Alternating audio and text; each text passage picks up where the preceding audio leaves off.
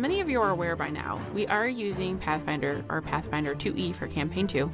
Campaign 2 takes place 1,000 years after the events of Campaign 1, and it has definitely been an adventure shifting everything to Pathfinder from D&D, but a really good adventure. It was a learning curve, but we are excited, and we have been practicing weekly, doing fake gauntlets and balancing combats and practicing rolls. And just so you know, we have been murdered so many fucking times by Kenan in practice gauntlets, and yet he still isn't satisfied with that murder. So what we're going to do here is we're going to go over a few of the biggest shifts that you might hear from D&D to Pathfinder and go over a few terms that you might need to know. Kenan, what do you think is and will be the biggest shift to Pathfinder? Biggest shift, I would say, is all the different elements and items I get to play with that weren't in D&D.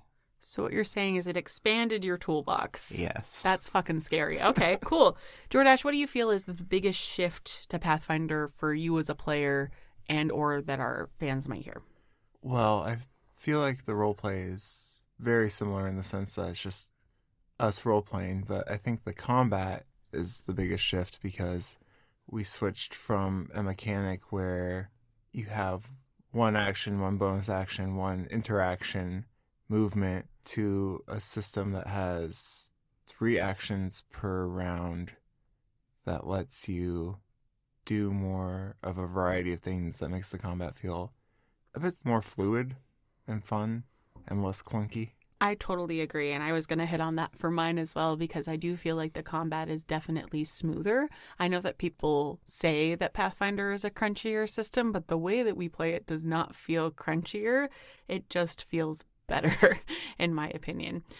In addition to that, one cool thing to note is that if you sleep overnight in Pathfinder, it does not automatically bring back all of your hit points. So we are playing on hard mode, people. Okay, Kenan, what do you think everyone will like better about Pathfinder? Hopefully. The pacing of combat. Jordash? The pacing of combat. Me, the pacing of combat. All right. I do get why people think it's more crunchy, just because there are more like status elements and feats and stuff. But once you get used to that, it's not hard at all. It's really freeing and nice. Yeah, it's nice because with my 3 actions, I can move with all 3 of those if I want to. I can interact with all 3 of those. I can use 2 to attack and 1 to move if I want to. Sometimes in D&D, when it gets to your turn, what you had planned got ruined by the player ahead of you, so then you sit there and you're wondering what the fuck to do next. In Pathfinder, I haven't felt that. I feel like I always have something to do because my actions are more versatile.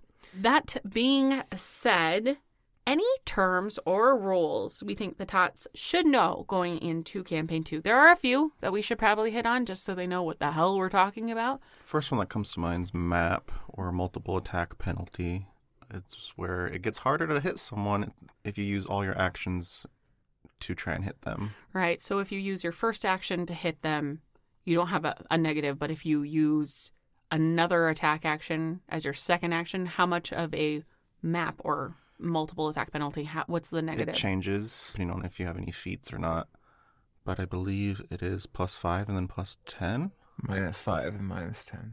And yeah, in addition to that, what he said, there are feats, which are special actions that you can use where you could do a certain kind of attack that does more damage if you use 2 of your 3 actions, or reduces your penalty to map or to other statuses, or increases your movement speed. There's just a huge variety of feats that you can take for your character depending on how you made your character, and there's a wide variety of options.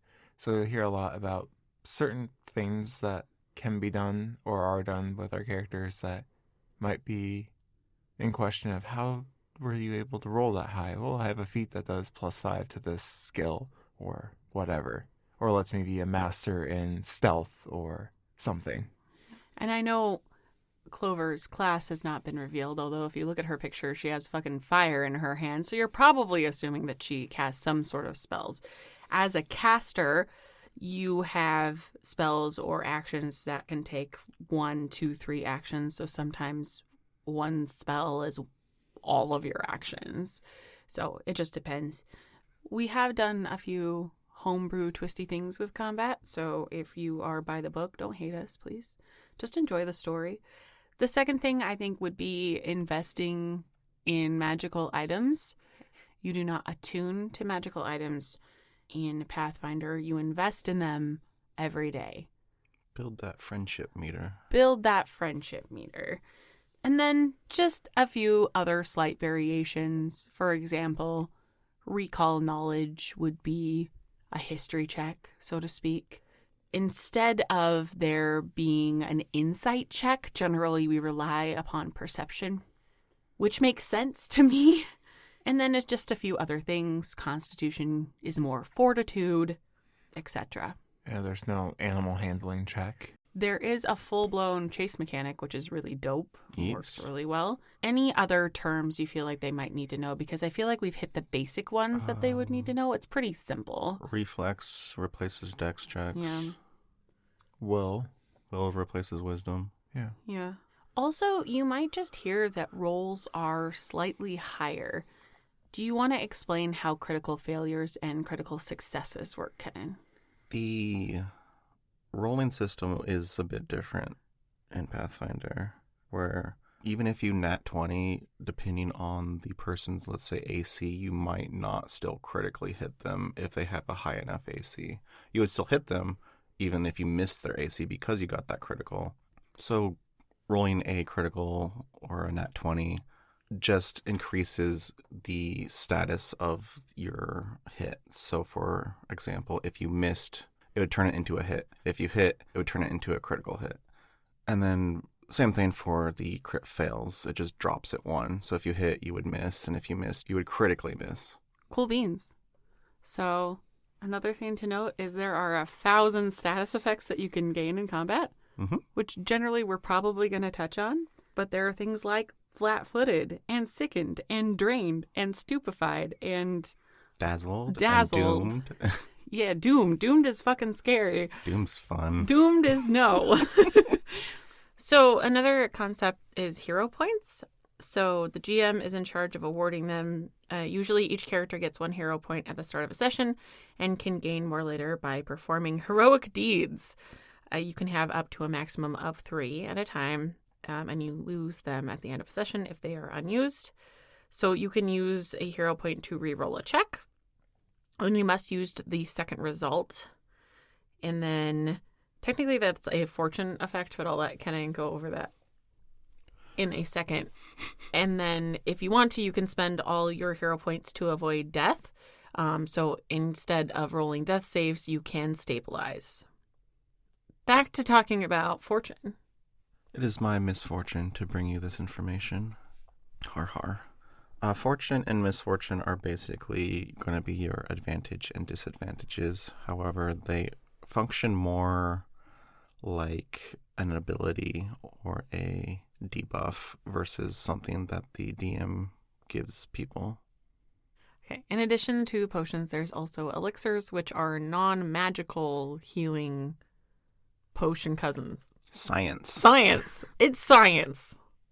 One other thing that's different is that Pathfinder has lore skill rolls, which are based on your character's background and class. So if you're from a certain region, you might have a lore in the history of that region that you could do a skill check with to recall any sort of knowledge or anything about the terrain or people or area. It's just more of a specified role. Or my character is really good at pottery, so I have all the lore pottery. Clover is not, by the way. I have all the pottery lore. Resistance also works a little bit differently in that in D&D, it halved anything you were resistant to, whereas in Pathfinder, it is just a decrease. You might take 3 less fire damage if you get burned, rather than whatever the value being cut in half. So things, even though you're resistant to them, might be a lot more painful than they would if it was happening to you in D&D. Pathfinder is harder. Yeah, so it's a whole new world that we hope that you will discover with us.